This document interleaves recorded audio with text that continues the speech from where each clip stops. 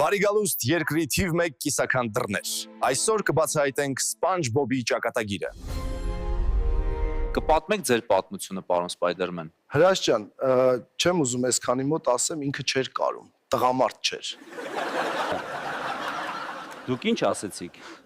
Ինքը իմ մորը որ խփեց, ասի ես ու մորը ննես, արա դու խփում ես։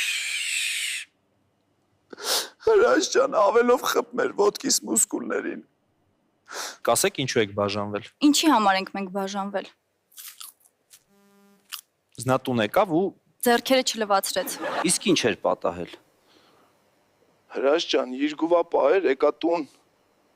թակ մե բանով հղեցա։